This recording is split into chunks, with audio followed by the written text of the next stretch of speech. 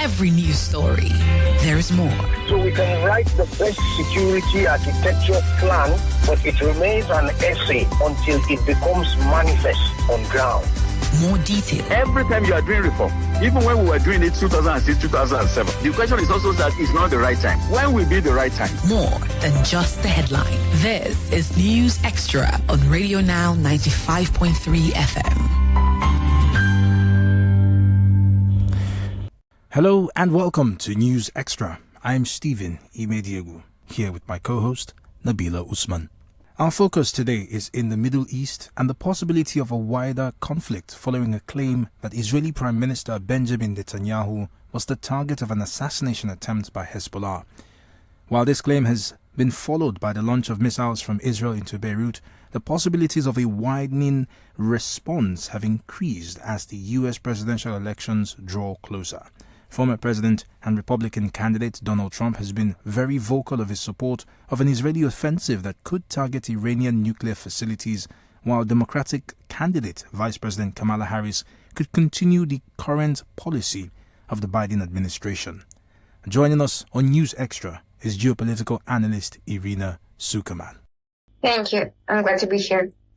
Can you give us an overview of essentially the reaction out of the U.S. From this weekend's assassination attempt on Israeli Prime Minister Benjamin Netanyahu? Interestingly enough, the reaction was somewhat muted. The U.S. continues to support Israel taking out military Hezbollah targets, but at the same time continues to pressure Israel for a ceasefire of some sort. And the biggest news this weekend, the Israeli response to this attempted assassination was actually overshadowed by a leak of Israel's plans to target Iran that came from that appeared in pro-Iranian channels on Telegram, and which appeared to have been leaked by staffers in the U.S. government. So these claims, or rather this report that was leaked, how is the U.S. government responding to it? Is there a likelihood that we will actually see Israel follow through with what's contained in those reports? So the U.S. government launched an investigation but have not responded yet specifically to this report. I don't believe that the leak was authorized. I believe it was somebody who was ideologically opposed both to the U.S. support for Israel and for Israel's actions. As for the plans were changed, apparently not so much by the leak, but by this attempted assassination against Netanyahu, because according to Gallant's comments prior to the attempted assassination, the plan appeared to be more or less along the lines of expected military strikes restricted to RGC bases, air support sites, and things of that nature. But after the attempted attack on the Prime Minister's home, he said it may include surprising targets that could bring Iran into a state of chaos. What those could be, no one knows. But prior to this, President Biden had stated that he knew more or less what Israel was planning, and Netanyahu had coordinated his actions with the U.S. on the condition that Israel would avoid targeting nuclear sites and oil and gas facilities. However, one surprising target that was not discussed was the target of human targets, meaning potentially high-ranking officials inside the RGC and also inside the regime. Would those be legitimate targets? Only time will tell. The position of the U.S. as far as Israel's questions over attacking parts of Iran has so far been the avoidance of nuclear targets. But we are seeing nuclear facilities. But we are looking at the U.S. presidential elections, which will take place next month. Republican candidate Donald Trump has been very vocal, saying that Israel needs to target Iranian nuclear facilities. Do you get the sense that the U.S. policy could shift in the event of a Donald Trump victory in November? I do believe that it will shift, but I'm not sure whether it will shift quite as radically as people expect. During his first term as president, Trump very much opposed regime change, and he focused most of the U.S. response exclusively on economic responses, maximum financial pressure and sanctions, not so much on covert acts that would be disruptive to regime operations, and with the exception of some limited strikes and the assassination of Qasem Soleimani that came at the very end of his term.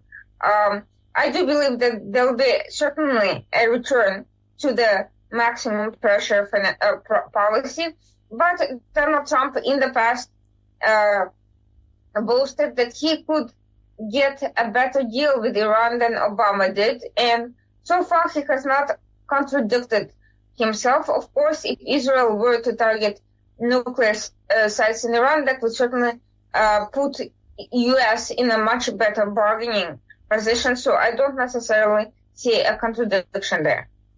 It seems very clear that the global community and the U.S. are essentially losing the narrative or losing any attempts to try to keep this conflict in the Middle East curtailed to specific places. So we've essentially seen Israel go from Gaza to actively entering Lebanese territory. And if Iran comes into the mix, then the likelihood that this conflict will come to an end soon seems very slim. What sort of moves do you expect need to be put in place to ensure that there isn't all-out war between Iran and Israel, and that we're able to see some reversals of Israel's advancements into Lebanese territory? I don't believe that Iran is seeking direct warfare with Israel, if only because its own military is far inferior to Israel's, and because allegedly it is not yet a nuclear state. However, we could see continued aggression by Iranian proxies and continued operations of the sort we have seen up until this point. And let's not forget that while Hamas has been significantly weakened, it has also been reconstituting itself in parts of Gaza. And many argue that Hezbollah is very comfortably utilizing Lebanese state resources to continue its political outreach and political support across the region. So just because its military operations have been temporarily, perhaps in the long term, disrupted, its political and criminal operations that are supporting its other endeavors around the globe, including attempted assassinations and abductions, which it has boasted in the past, they so far have not been disrupted. So in terms of avoiding all-out war, I think we're talking about two different things. I think a conventional conflict between Iran and Israel is very unlikely, but continued asymmetrical hybrid warfare and escalation of that nature is going to continue unless this conflict is treated not only as a military confrontation with Iran's proxies, but also as ideological and political warfare, with Iran utilizing resources well outside its scope, amplify its message and support. It means huge financial networks around the globe with different countries playing a role. It means ideological paths using propaganda and using lobbies and using entrenched ideological support in various Western and Middle Eastern institutions.